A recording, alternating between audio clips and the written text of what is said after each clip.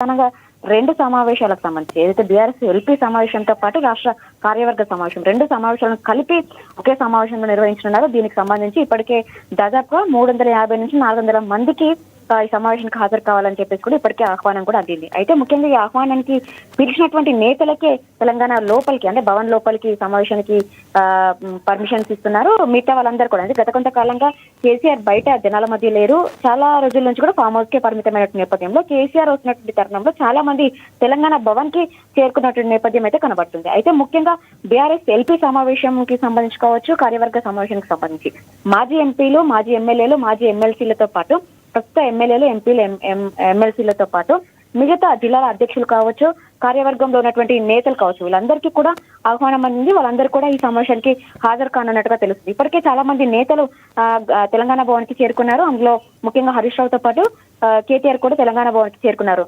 1:50 నిమిషాల ప్రాంతంలో కేసీఆర్ తెలంగాణ భవన్ కి చేరుకుంటారని మాత్రం ప్రస్తుతం మనకున్నటువంటి సమాచారం. అయితే ముఖ్యంగా ముఖ్య ఉద్దేశం మనం చూసినట్లయితే దాదాపుగా 5 నుంచి 6 అంశాలు ఈ సమావేశంలో ఎజెండాగా పెట్టుకున్నప్పటికీ అందులో ప్రధానంగా 3 అంశాలే మనకు కనిపిస్తున్నాయి. అందులో ముఖ్యంగా నీటి వాటాలకు సంబంధించి నీటి పంచాయతీ గత కొంతకాలంగా కొనసాగుతుంది. ఆంధ్రప్రదేశ్ అటు కేంద్ర ప్రభుత్వంతో, కేంద్రంలో బీజేపీతో ఎన్డీఏ భాగస్వామ్యంలో ఆంధ్రప్రదేశ్ టీడీపీలో ఉన్నటువంటి నేపథ్యంలో కేంద్రం ఆంధ్రప్రదేశ్ కి చాలా అనుకూలంగా వ్యవహరిస్తుంది అన్నటువంటి అంశాన్ని ప్రధానంగా వీళ్ళు లేవనెత్తినటువంటి సందర్భం కనబడుతుంది. ఎందుకంటే గత కొంతకాలంగా ఏదైతే నీటి అంశానికి సంబంధించి నీటి పంపకాల విషయంలో తెలంగాణకు అన్యాయం చేస్తున్నప్పటికీ కూడా ఎక్కడ కూడా కాంగ్రెస్ ప్రభుత్వం స్పందించడం లేదు, చూస్తూ ఊరుకుంటుంది అని చెప్పేసి కూడా ఇప్పటికే ప్రధానంగా ఆరోపణలు చేస్తున్నటువంటి నేపథ్యంలో ఆ అంశానికి సంబంధించి ఏదైతే పాలమూరు రంగారెడ్డి ఎత్తిపోతల అంశానికి సంబంధించి కావచ్చు, గతంలో పాలమూరు రంగారెడ్డికి సంబంధించినటువంటి నీటి పంపకాలకు సంబంధించి 90 టీఎంసీల నీటిని తెలంగాణకు వాటా కింద ఉపయోగించుకుంటే ఇప్పుడు దాన్ని 40 టీఎంసీలకే పరిమితం చేయడాన్ని కూడా ఖచ్చితంగా ఎండగట్టాలి. ఖచ్చితంగా వాళ్ళను అంటే మన నీళ్లు మనకు రావాల్సిందే అని చెప్పేసి కూడా ఇప్పటికే మరొక తెలంగాణ ఉద్యమం లాంటి నీటి సాధన అనే అంశాన్ని దృష్టిలో పెట్టుకొని దానికి సంబంధించి ఒక ఉద్యమం చేయాలని చెప్పేసి కూడా ఇప్పటికే కేసీఆర్ డిసైడ్ అయినటువంటి నేపథ్యంలో ప్రధాన ఎజెండా కింద కృష్ణా గోదావరి జలాలకు అంశాలకు సంబంధించి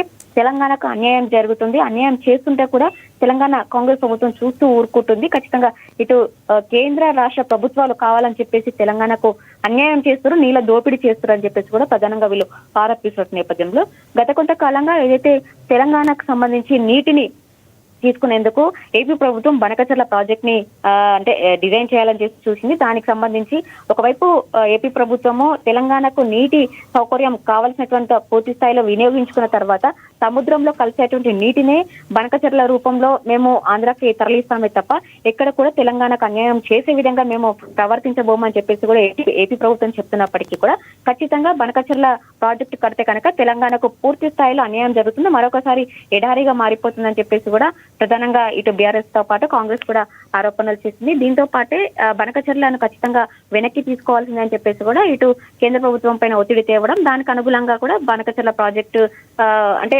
డిస్మిస్ చేసుకోవడం ఇవన్నిటి కూడా కొనసాగుతూ వస్తున్నాయి. అయితే గోదావరి నీళ్లు కావచ్చు, కృష్ణా జలాలకు సంబంధించి కావచ్చు, ఇటు ఎత్తిపోతల పథకాలకు సంబంధించి కావచ్చు, గత కొంతకాలంగా తాగునీటి ప్రాజెక్టులకు సంబంధించి కావచ్చు పెండింగ్ పనులను ఎక్కడ కూడా కాంగ్రెస్ ప్రభుత్వం పూర్తి చేయట్లేదు. ఖచ్చితంగా వాటిపైన చర్చించాలని చెప్పేసి కూడా ప్రధానంగా నీటి సమస్యకు సంబంధించి ఈ అంశంలో ప్రధాన ఎజెండాగా పెట్టుకున్నారు. అయితే దాని తర్వాత ఏదైతే ఏ ప్రభుత్వం ఏర్పడిన తర్వాత కూడా ఖచ్చితంగా వాళ్ళకు సమయం ఇవ్వాలి. ఎందుకంటే గత ప్రభుత్వంలో చేసినటువంటి అంశాలు వీళ్ళకు కొంత అర్థం కావడానికి కావచ్చు, పాలన కొనసాగించడానికి కావచ్చు దాదాపు 1 నుంచి 2 సంవత్సరాల కాలం పడుతుందని చెప్పేసి కూడా పదే ఇతర సమావేశాల్లో కూడా కేసీఆర్ చెప్పినటువంటి నేపథ్యంలో ఇప్పుడు తాజాగా December 9th కి ఏదైతే కాంగ్రెస్ ప్రభుత్వం ఏర్పడి 2 సంవత్సరాలు పూర్తవుతున్నప్పటికీ హామీలు ఇచ్చింది. దాదాపు 6 గ్యారెంటీలతో అభయాస్తం పేరిట 6 గ్యారెంటీలు అందులో 13 అంశాలు ఎజెండాగా పెట్టుకోవడంతో పాటు మిగతా 420 సబ్ గ్యారెంటీలకు సంబంధించి ఎన్ని హామీలు పూర్తి చేసింది, ఎందుకు ప్రజలను మోసం చేస్తూ పాలన సాగిస్తుంది అనే అంశాన్ని కూడా ఖచ్చితంగా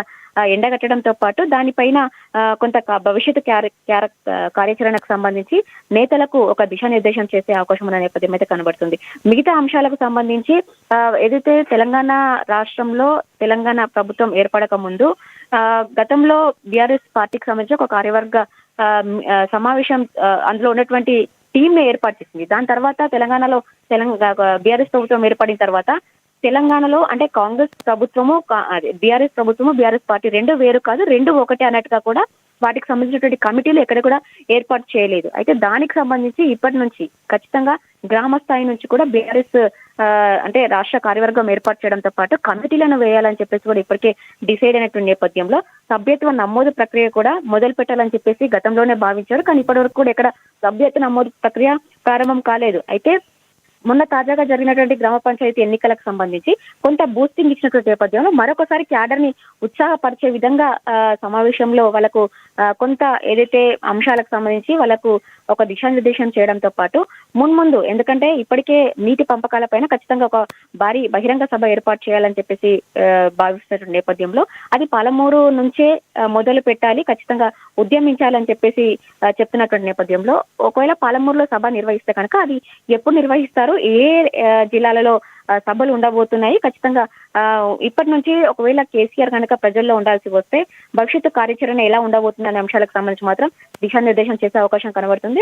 ఎందుకంటే గత కొంతకాలంగా మీడియాను ఉద్దేశించి కూడా ఎక్కడ కూడా కేసీఆర్ మాట్లాడిన సందర్భం లేదు కాబట్టి 2 గంటలకు ప్రారంభమైనటువంటి విస్తృత స్థాయి సమావేశంలో ఇటు బీఆర్ఎస్ ఎల్పీ సమావేశం సంబంధించి కావచ్చు, కార్యవర్గ సంబంధించినట్టు కావచ్చు, ఈ 2 సమావేశాలు దాదాపు 5 గంటల వరకు పూర్తయితే మాత్రం ఖచ్చితంగా 5 గంటలకు సమావేశంలో జరిగినటువంటి అంశాలపైన కావచ్చు, బీఆర్ఎస్ పార్టీ భవిష్యత్తు కార్యాచరణకు సంబంధించి కావచ్చు, కొత్త కార్యవర్గ టీం కు సంబంధించి కావచ్చు, ప్రభుత్వం చేసేటువంటి పనులు ఎక్కడ అంటే జల దోపిడీకి సంబంధించి కావచ్చు, ప్రభుత్వం ఇచ్చినటువంటి హామీలు విఫలమైనటువంటి నేపథ్యంలో ఇప్పటికే కేంద్ర రాష్ట్ర ప్రభుత్వం రైతు వ్యతిరేక విధానాలు అవలంబిస్తుందని చెప్పేసి కూడా బీఆర్ఎస్ ఆరోపిస్తున్న నేపథ్యంలో ఖచ్చితంగా రైతుల కష్టాలను ఎందుకు పట్టించుకోవడం లేదు అనే అంశాలకు సంబంధించి కావచ్చు, గత కొంతకాలంగా తెలంగాణలో యూరియా కొరత ఏర్పడడం కావచ్చు, ఈ అన్ని అంశాలపైన కూడా ఖచ్చితంగా ఇటు వాళ్ళ టీం కి చెప్పడంతో పాటు మీడియా బ్రీఫ్ లో కూడా చెప్పే అవకాశం ఉన్న నేపథ్యం అయితే కనబడుతుంది. మొత్తానికి సాయంత్రం 5 గంటల ప్రాంతంలో ఒకవేళ ఈ సమావేశం కనుక పూర్తయితే కనుక